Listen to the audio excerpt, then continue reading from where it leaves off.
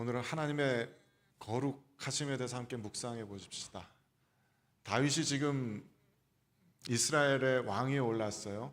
통일된 이스라엘의 왕자리에 공식적으로 올랐습니다. 그리고 나서 다윗이 제일 먼저 한 일 중에 하나는 하나님의 언약궤를 수도 예루살렘으로 모셔드리는 일이었습니다.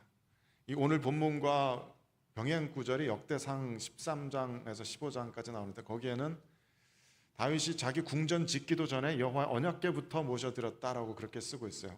우리가 읽고 있는 사무엘과는 좀 순서가 좀 다르게 되어 있습니다.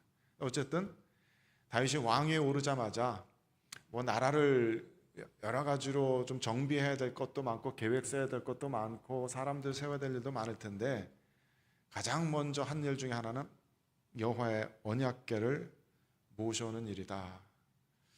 그것은 분명한 사실입니다. 왜 다윗은 다른 것보다도 하나님의 언약궤를 모셔오고자 했을까? 역대상 13장에서는 간단하게 이렇게만 쓰고 있습니다. 이거 새로 산 건데,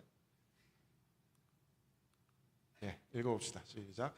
우리가 우리 하나님의 궤를 우리에게로 옮겨오자. 사올 때에는 우리가 궤 앞에서 묻지 아니하였느니라 하매. 그 전까지는 우리가 하나님 앞에 묻지 않았다. 그러니까 하나님의 언약궤를 모셔오자 이거예요. 그 전까지 사울 시대에는 사람들이 언약궤에 관심이 없었어요. 사울 왕부터 그랬습니다.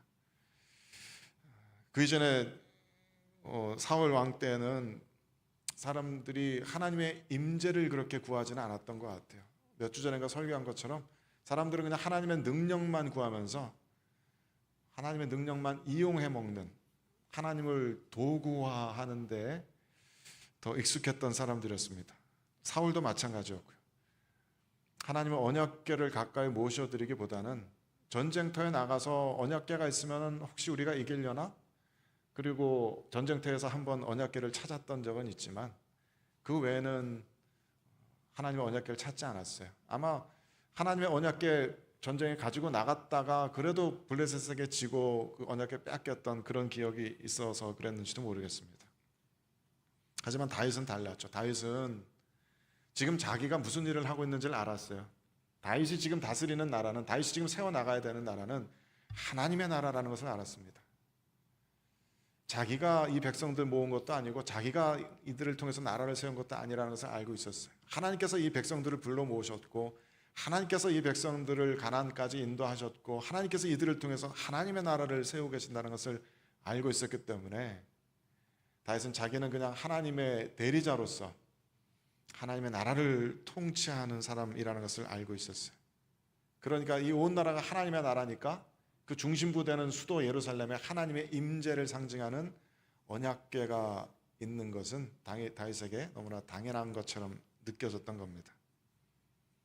사울과는 달랐던 거죠. 하나님의 능력만을 이용하려 했던 사람들과는 달리 다윗은 하나님의 임재와 가까이 있기를 원했어요. 하나님의 임재와 함께 살기를 원했어요. 그래서 크든 작든 무슨 일이 있든지 하나님께 묻고 결정하기를 바랬어요. 그래서 나라의 모든 일들을 하나님께 묻고 결정하기 위해서 나는 하나님과 함께 있어야 되겠다. 하나님의 임재하심이 우리들과 함께 있어야 되겠다. 제일 먼저 하나님의 언약궤를 모셔오자. 이렇게 된 거죠. 우리 신앙인들에게 매우 의미심장한 메시지입니다. 하나님의 능력만 이용하기를 원하는 이들은 정말로 살아계신 창조주 하나님의 임재를 자신의 마음 안으로 모셔드리기를 그닥 기뻐하지 않습니다. 하나님께 기도는 할 수 있고 종교생활에도 참여할 수 있지만 진짜 살아계신 그 하나님을 내 영혼 안으로 모셔드린다는 건 좀 다른 얘기잖아요. 우리는 본능적으로 하나님이 두려운 분이라는 것을 알기 때문이죠. 정말로 진짜 살아계신 하나님이 내 안에 들어오신다면 내가 변화될지도 모른다는 두려움, 나의 지금까지의 삶이, 내가 지금까지 살았던 방식들이 다 무너질지도 모른다는 두려움. 이제는 정말 술, 담배 다 끊고 마약도 끊고 모든 잘못된 습관들 다 끊고 정말 하나님께 100% 헌신하는 삶을 살아야 될지도 모른다는, 그렇게 되어버릴지도 모른다는 그런 본능적인 두려움들이 우리들에겐 있죠. 그런 이들에게는 하나님은 재앙입니다. 하나님의 임재가 그런 이들에게는 재앙으로 다가옵니다. 공포입니다. 나를 파괴하는 하나님, 나를 변화시키시는 하나님, 그분에 대한 본능적인 공포가 사람들에겐 어느 정도 다 있죠. 근데 역설적으로 여호와의 선하심을 맛보아 아는 사람들은 그럼에도 불구하고 하나님을 모셔드리기 원하고 하나님에 대해서 더 목말라 합니다. 하나님을 더더욱 내 영혼의 중심부에 모시길 원해요. 내가 더더욱 하나님께 복종되기를 원하고 그분으로 말미암아서 내 죄된 옛사람이 더더욱 철저히 죽어지게 되길 원합니다.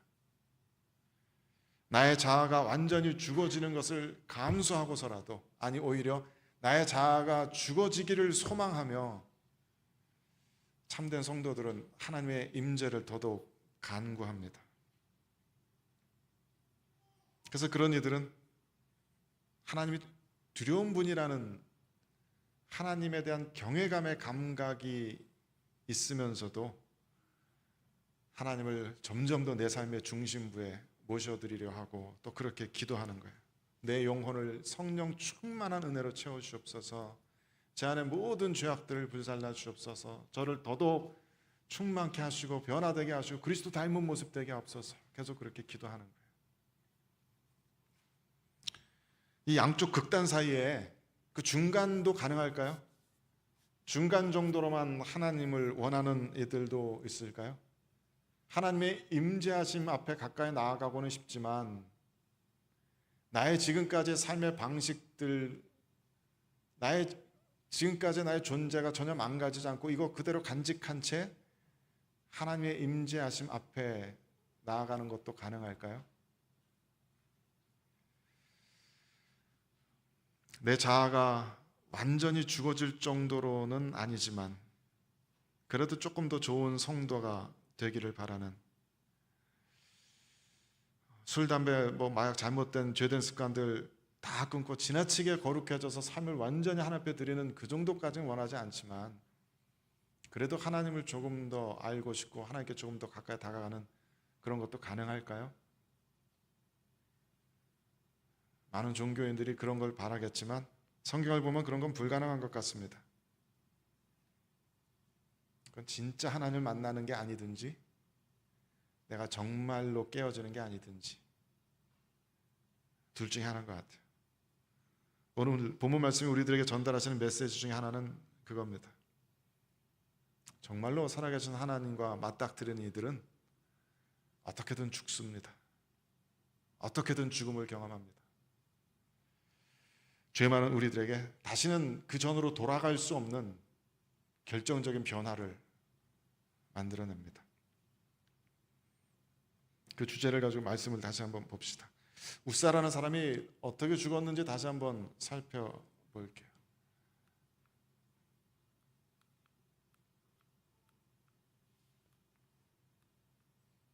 읽어봅시다. 시작. 다윗이 이스라엘에서 뽑은 무리 3만 명을 다시 모으고 다윗이 일어나 자기와 함께 있는 모든 사람과 더불어 바알레 유다로 가서 거기서 하나님의 궤를 메우려 하니 그 궤는 그룹들 사이에 저장하신 만군의 여호와의 이름으로 불리는 것이라. 이스라엘에서 3만 명을 모았다고 그랬어요. 웬만한 전쟁에 동원되는 군사보다도 많은 숫자입니다. 그 전까지 웬만한 전쟁에 2,000명, 3,000명 모아가지고 전쟁에 나간 적도 많았거든요. 아마도 다윗은 언약궤를 예루살렘으로 모셔오는 이 이벤트를 전국적인, 전 민족적인 페스티벌처럼 만들고 싶었는지도 모르겠습니다. 그래서 저 3만 명을 선별해서 뽑는 그 과정 자체가 온 이스라엘을 떠들썩하게 했을 것이고 그 뽑힌 사람들은 굉장히 크게 기뻐했을 거예요. 어쩌면은 다윗은 이스라엘의 진정한 왕 대신 만군의 하나님 여호와를 모셔드려 오려면은 그 행차에는 이 정도의 호위병들은 있어야 된다고 생각했을지 모릅니다. 그래서 어쨌든 다윗은 굉장히 신중하게 많은 사람들을 불러 모아서 그 거대한 무리와 함께 바알레 유다라는 곳으로 갑니다. 우리들에게 생소한 지명인데 저희가 바로 지금까지 언약궤가 보관되어 있던 기럇 여아림이라는 곳의 다른 이름입니다. 언약궤는 이곳에 아비나답이라는 사람 집에 지금 거의 70년 가까이 보관되어 있었어요. 사울이 왕이 되기도 이전에 블레셋과의 전쟁에서 이 언약궤 가지고 나갔다가 빼앗겼잖아요.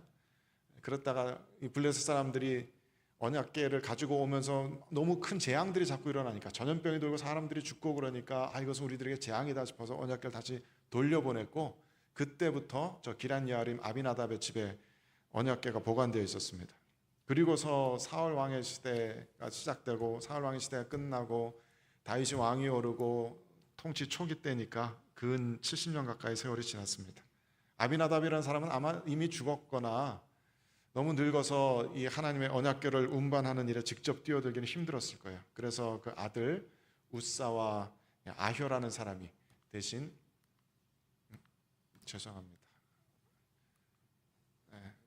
수레를 운반합니다. 읽어봅시다. 시작.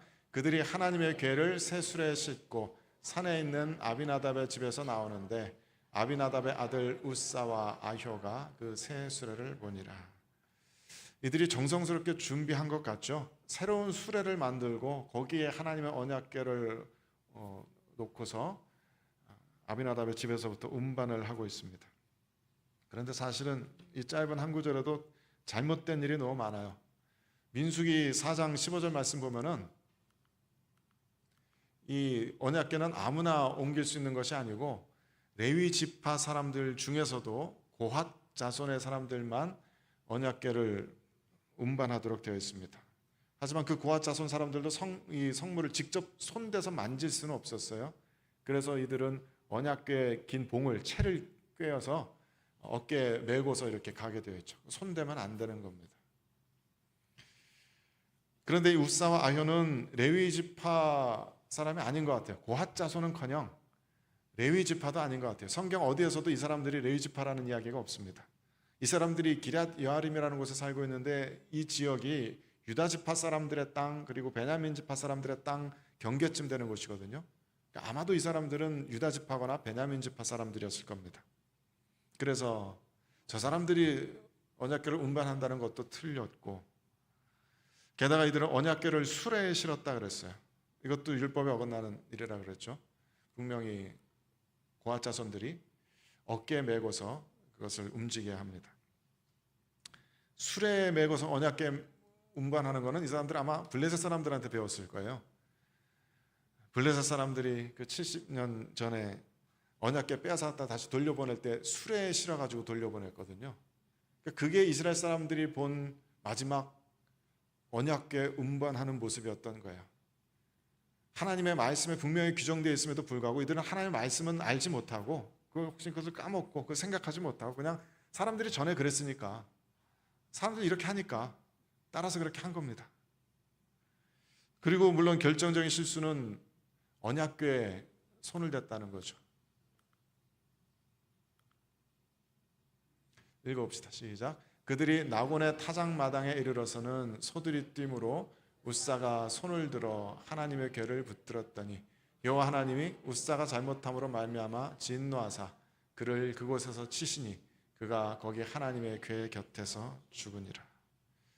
끔찍한 일이 벌어진 거죠. 지금 수만 명 사람들 모여서 악기 불고 찬양하고 환성 지르며 막 큰 기쁨 가운데 막 페스티벌처럼 하나님 앞에 예배드리며 언약궤를 모시는 행진을 하고 있는데 그 맨 앞에서 언약궤 운반하던 그 사람이 죽어버린 거예요. 완전히 찬물을 끼얹는 듯한 테러, 공포감이 온 무리를 휩싸였겠죠. 예전에 토론토의 한 교회에서 이런 비슷한 끔찍한 사건이 있었어요. EM 청소년들이 수련회를 갔습니다. 겨울 수련회를 스키장으로 갔어요. 낮에는 스키 타고 재밌게 놀고 밤에는 모여가지고 뜨겁게 예배드리고 그러는 일정이었는데 둘째 날이었나 스키 타러 갔다가 EM의 한 어린 청소년 학생이 헬멧 쓰지 않고 스키 타고 가다가 뒤로 넘어져서 사망하는 사건이 일어났어요. 하나님 찬양하고 예배드리고 그러기 위해서 간 자리에서 그런 사건이 일어났으니까 분위기가 얼마나 무거워졌겠습니까? 그 부모님 심정은 이런 말로 할 수 없었겠죠. 애를 교회 수련회 보내놨더니 차디찬 시신이 돼서 돌아온 겁니다. 교육자들은 물론이고 그 또래 친구들도 한동안 오랜 충격에서 벗어나지 못해서 한동안 그 얘기 많이 하면서 기도하고 울고 그랬던 생각이 나요. 끔찍한 이런 사고가 생겼습니다. 왜 이런 일이 생겨야 했습니까? 하나님에 대한 무지 때문입니다. 하나님의 율법의 말씀을 몰랐습니다. 하나님을 어떻게 섬겨야 하는지, 하나님 앞에 어떻게 다가가야 하는지, 하나님의 거룩이 의미하는 것이 무엇인지를 이들은 몰랐어요. 하나님의 거룩은 많은 사람들이 생각하는 것처럼 그냥 도덕적으로 완벽하다라든지 종교적으로 지극히 존귀한 그런 거 정도로 이해하시면 안 됩니다. 하나님께서 거룩하시다라는 말씀의 의미는 하나님께서 우리들과 같이 죄된 존재들과 완전히 본질적으로 다른 존재라는 뜻이에요. 우리들로서는 전혀 흉내낼 수도 없는, 우리들과 본질적으로 다른 분, 우리들과 전혀 다른 차원에서 살고 계시며 우리들이 결코 가까이 다가갈 수 없는 그런 존재라는 뜻이에요. 그래서 하나님의 거룩한 천사들을 본 사람들은 늘 그 앞에 두려워하며 꿇어 엎드러지지 않습니까? 그럼 천사들이 제일 먼저 하는 말이 두려워하지 말라. 그 얘기를 제일 먼저 합니다. 하나님의 천사들도 그럴진데 하나님의 그 거룩하신 임재하심이 인간들에게 얼마나 큰 공포이고 테러이겠습니까? 디모데전서 6장 16절에 이렇게 쓰고 있죠. 읽어봅시다. 시작. 오직 그에게만 죽지 아니함이 있고 가까이 가지 못할 빛에 거하시고 어떤 사람도 보지 못하였고 또 볼 수 없는 이시니 그에게 존귀와 영원한 영광을 돌릴지어다. 아멘. 몇몇 개혁 신학자들은 요즘 특히 영어권 이 북미 지역에서 크리스찬들이 하나님을 너무 친근하게만 여기고 마치 그 라디오 프로그램에서 고민 상담해주는 박사님 부르듯이 Dear God 이라고 부르면서 또 팬시하게 애니메이션처럼 그려놓은 예수님의 이미지에 익숙한 그런 것들에 대해서 우리가 경계해야 된다라고 이야기합니다. 하나님은 우리가 그렇게 친구 부르듯이 그냥 나보다 조금 높은 분 부르듯이 부를 수 있는 분이 아니다. 그렇게 귀여운 팬시한 그런 이미지로 나타낼 수 있는 분이 아니다라는 거죠. 많은 현대인들은 하나님의 거룩하심에 대한 경외감의 감각을 잃어버리고 있다. 그분은 그렇게 얘기해요. 그래서 우리가 그분 하나님 앞에, 하나님의 그 본체 앞에 가까이 다가갈 수 없는 것은 우리들의 죄성이 그분의 거룩을 오염시켜서가 아니라 오히려 그분의 거룩이 죄된 우리들을 태워 없애기 때문입니다. 신명기 4장 24절에 이렇게 썼어요. 읽어봅시다. 시작. 내 하나님 여호와는 소멸하는 분이시오 질투하시는 하나님이시라. 하나님은 그 앞에 모든 죄된 것들을 불태워 버리십니다. 소멸하여 버리십니다. 그래서 하나님의 율법은 우리를 보호하시기 위한 거예요. 우리를 보호하시기 위해서 하나님께서 그어놓으신 선들입니다. 이 선은 넘어오지 말아라. 이 선을 넘어온다면 너희들은 정령 죽게 될 것이다.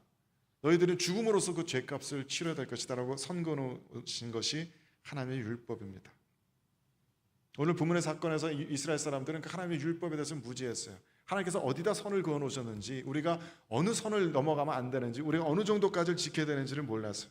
하나님 앞에 어떻게 예배해야 되는지, 어떻게 하나님 앞에 다가가야 하는지, 어떻게 하나님을 모셔드려야 하는지 이들은 몰랐어요. 이 우사라는 이 사람은 만약에 그 언약궤에 정말 한 70여 년 동안에 아비나답 그 우사의 집에 언약궤가 있었다면은 우사는 아마도 하나님 언약궤가 있는 그 집에서 태어났겠죠?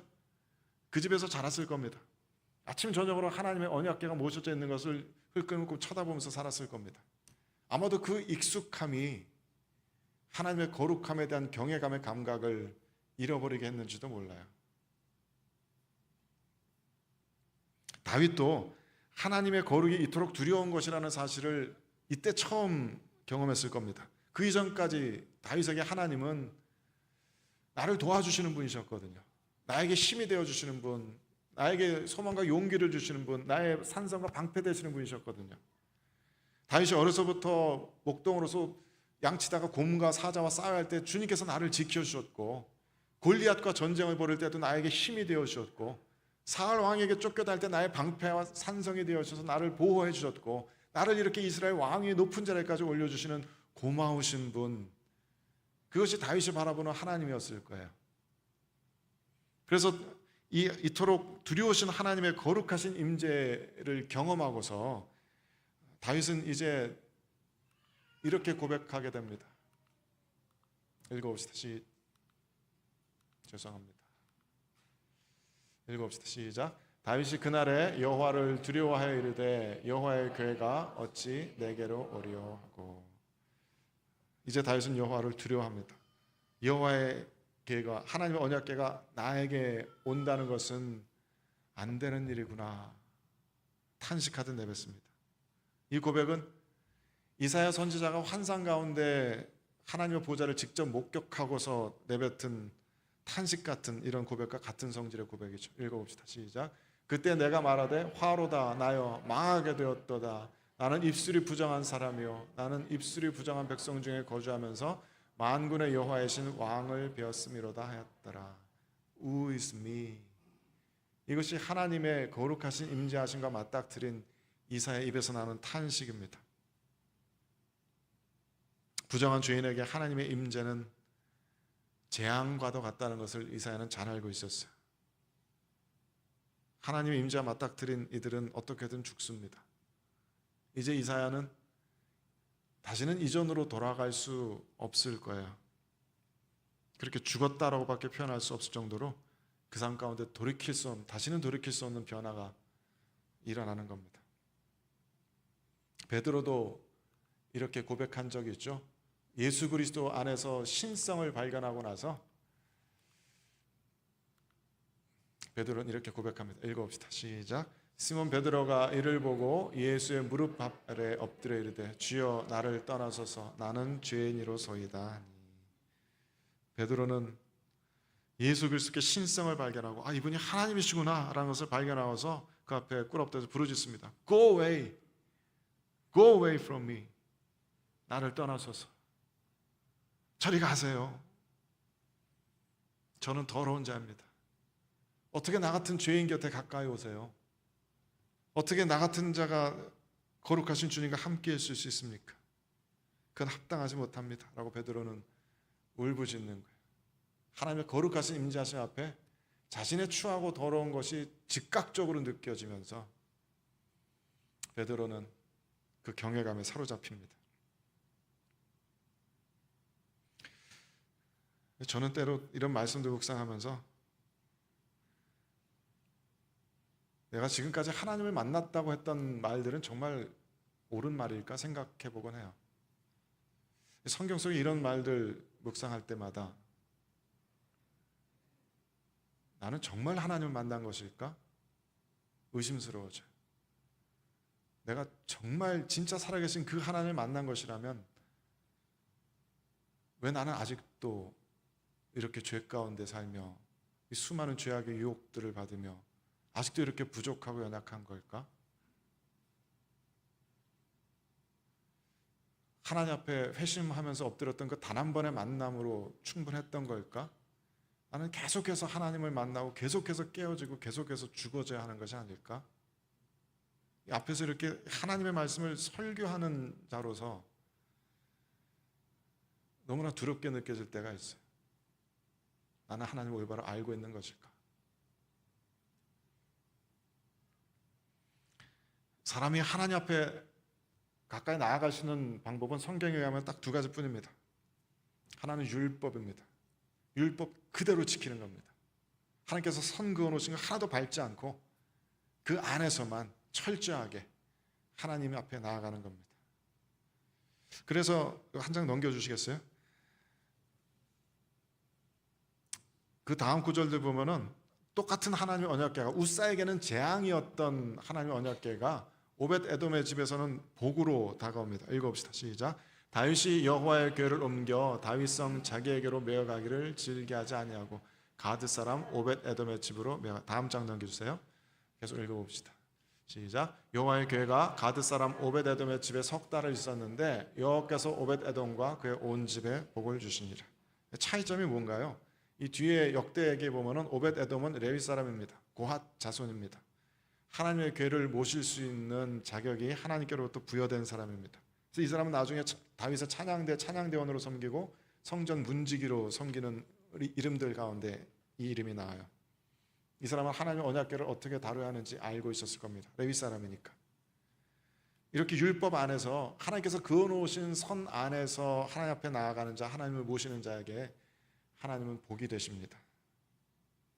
근데 조심해야죠. 율법을 통해서 하나님 앞에 나아가고자 하는 사람은 율법에 대해서 철저해야 합니다.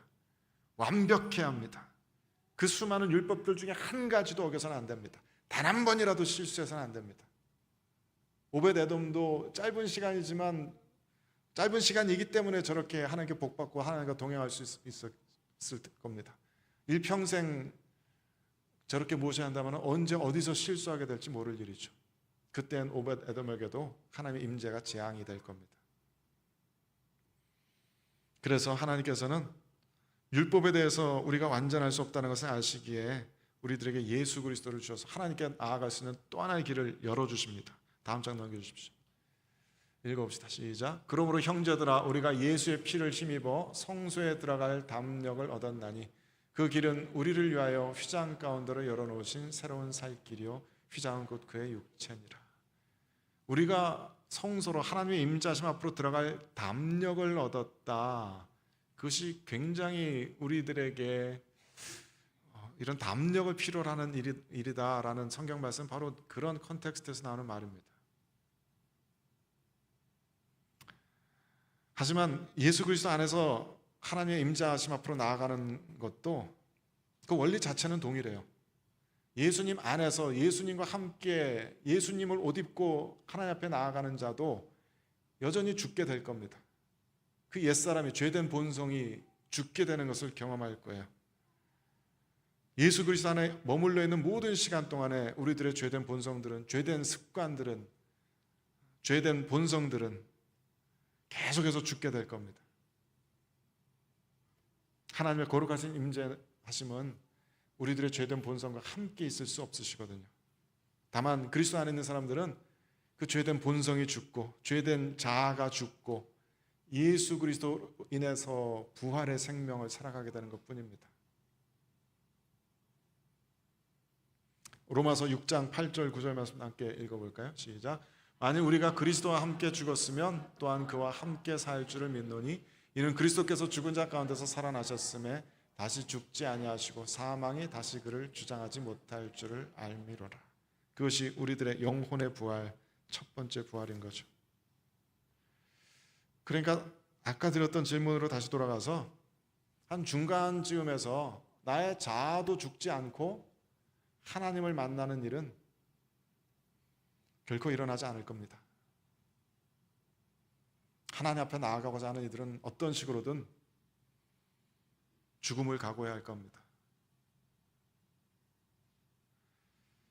정말 하나님을 만나기 원하는 이들은 이 죄 많고 고통스러운 삶에서 참된 구원을 맛보기 원하는 이들이든지 혹은 이미 여호와의 선하심을 맛본 이들이 더욱더 굳건한 성도들로 더욱더 성령 충만한 은혜로 나아가기 원하는 이들은 내 지금까지의 삶에 대한 포기를 각오하고 나아가야 할 겁니다.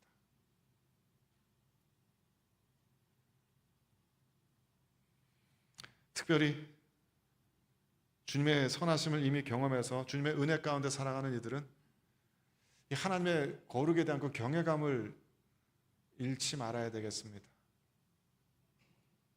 그리스도 안에 있는 모든 순간 그리스도께서 우리들을 위해서 대신 죽으시며 하나님께서 그어놓으신 선을 넘어서 우리들에게 다가오신 거예요. 그 은혜는 결코 값싼 은혜가 아닙니다. 그리고 그 예수 그리스도의 죽음과 더불어 우리들의 죄된 본성도 죽습니다. 죽어야 합니다. 계속해서 완전히 죽어질 때까지, 주님께서 이 땅에 다시 오시는 날까지 우리는 계속 죽어야 합니다. 마지막으로 그렇게 복음의 진리를 아는 성도들에게 주시는 하나님의 경고의 말씀을 함께 읽어봅시다. 히브리서 10장 26절에서 31절까지의 말씀을 우리들의 영혼을 향해서 선포하십시다. 같이 읽어봅시다. 시작. 우리가 진리를 아는 지식을 받은 후 짐짓 일부러 죄를 범한 즉 다시 속지 않은 제사가 없고, 계속 넘겨주세요. 오직 무서운 마음으로 심판을 기다리는 것과 대적하는 자를 태울 맹렬한 불만 있으리라. 모세의 법을 폐한 자도 두세 증인으로 말미암아 불쌍히 여김을 받지 못하고 죽었거든. 하물며 하나님의 아들을 짓밟고 자기를 거룩하게 한 언약의 피를 부정한 것으로 여기고 은혜의 성령을 욕되게 하는 자가 당연히 받을 형벌은 얼마나 더 무겁겠느냐. 너희는 생각하라. 원수 갚는 것이 내게 있으니 내가 갚으리라 하시고 또다시 주께서 그의 백성을 심판하리라 말씀하신 것을 우리가 아노니 살아계신 하나님의 손에 빠져들어가는 것이 무서울진저. 아멘. 하나님의 말씀입니다. 하나님의 거룩하심에 대한 두려운 경외감의 감각을 다시 회복할 수 있는 우리 모두가 될 수 있기를 주님의 이름으로 축원드립니다. 함께 기도하겠습니다.